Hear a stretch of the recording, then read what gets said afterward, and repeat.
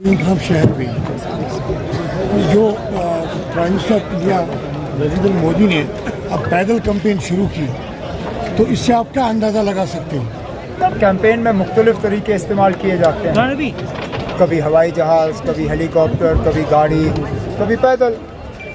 अच्छी बात है अगर वज़ीर आज़म साहब गाड़ी से उतर के थोड़ी देर वोटरों के दरमियान पैदल चल के जो हैं उनसे बात कर पाएँ, तो ज़मीनी सतह पे जो हकीकत है मुल्क की उनको पता चलेगा। राहुल गांधी जी ने तो कन्याकुमारी से कश्मीर तक और फिर आसाम से लेके गुजरात तक, महाराष्ट्र तक, मुंबई तक पैदल मार्च किया। अब अगर वज़ीर आज़म भी कुछ कदम पैदल चलते हैं तो बड़ी अच्छी बात है। तो इसमें ये भी समझा जा सकता है कि जो इंडियन अलायंस है ये उनके मतलब जो पॉपुलरिटी वो गेन कर गए हैं, कि उसका नतीजा है कि उनको पैदल आना पड़ा, लोगों में आना पड़ा। इंडिया अलायंस दिन ब दिन और मजबूत होती जा रही है, इसमें कोई दो राय नहीं है। श्रीनगर की सीट पे कल नेशनल कॉन्फ्रेंस कामयाब हो चुकी है। जैसे मोंगा साहब ने कहा है, जम्मू और उधमपुर की सीट पे भी हम इंशाल्लाह कामयाब हो गए हैं। अब हमने यहाँ अनंतनाग और लद्दाख की सीट पे भी अपना झंडा गाड़ना है। बाकी मुल्क में भी अगर आप देखें तो रिपोर्ट्स इंडिया अलायंस के हक़ में हैं। अगर ये वजह है कि वज़ीर आज़म साहब गाड़ी छोड़ के पैदल चल रहे हैं, वो ही बेहतर जानते हैं, मैं कह नहीं सकता हूँ। और कुछ वो सब फोर्थ फेज अब आने वाले हैं, तो बीजेपी को आप कहाँ पे देखते हैं इस टाइम मुल्क में? जी, अब मुझे अपने इलेक्शन से फुर्सत नहीं है, मैं दूसरे इलेक्शनों की तरफ क्या देखूँ।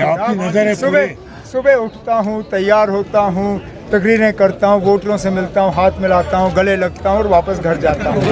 वल्लाह अगर मुझे दूसरे सीट की तरफ देखने की ज़रा सी भी फुर्सत है, मैं ये कह सकता हूँ कि हमें उम्मीद है कि हमें उम्मीद है कि 4 जून को हिंदुस्तान में जो है हुकूमत बदल जाएगी और बीजेपी का सफाया होगा, और अल्लाह करे मेरी उम्मीद जो है वो अटैक्स होते हैं, बच्चों पे अटैक्स होते हैं बाहर, आपने अपनी तकरीर में भी जिक्र किया, तो कैसे देखते हैं आप इसको? अफसोस की बात है ना।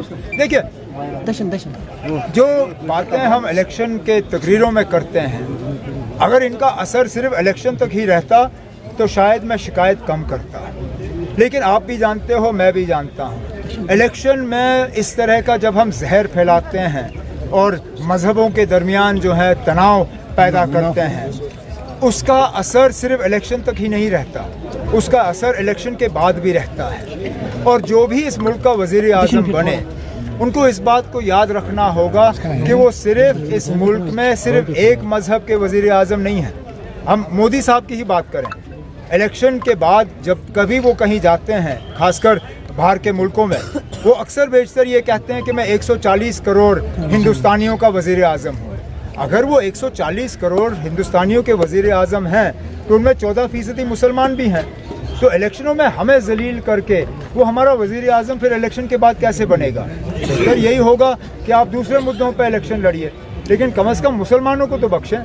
ये उमर साहब, यहाँ जो एक इंडिपेंडेंट कैंडिडेट है इंजीनियर रशीद के नाम से, उसकी कैंपेन यहाँ पर वो आज़ाद साहब का जो ABDP है वो चला रहे हैं, तो आज़ाद साहब का ये फैसला आप किस तरह लेते हैं? अब अगर आज़ाद साहब इंजीनियर रशीद साहब का कैंपेन यहाँ चला रहे हैं तो कहीं ना कहीं उनको दिल्ली की इस बात में इजाज़त होगी।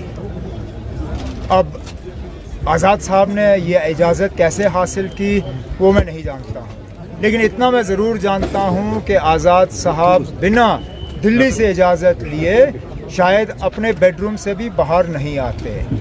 अब उनकी क्या मजबूरी बनी, किस वजह के बुनियाद पे उन्होंने इस तरह का फ़ैसला किया, वो अपनी जगह। मैं तो ये मान के चल रहा हूँ कि हम सिर्फ़ एक कैदी की बात नहीं कर सकते हैं। यहाँ जम्मू कश्मीर से, खासकर कश्मीर से हज़ारों की तादाद में नौजवान बंद हैं। कई सारे ख़ानदान ऐसे हैं जिनके चश्म चराग जो हैं बाहर के जेलों में सड़ रहे हैं। उनके माँ बाप के पास पैसा नहीं है कि वो जेलों में जाएं और अपने बेटों से मिलें। हमारी ये कोशिश होगी, न सिर्फ कोशिश होगी, मैं लोगों को यकीन दिला रहा हूँ कि पार्लियामेंट इलेक्शन छोड़िए, जब असेंबली के इंतखाबात ख़त्म होंगे और इंशाल्लाह नेशनल कॉन्फ्रेंस की हुकूमत होगी, जितने भी बाहर के जेलों में हमारे नौजवान आज सड़ रहे हैं उन सबको वापस लिया जाएगा और उनके जिनके खिलाफ अभी तक कोई केस नहीं बना है या मामूली या बिल्कुल ना होने के बराबर केस है, उनको छोड़ दिया जाएगा। Thank you sir.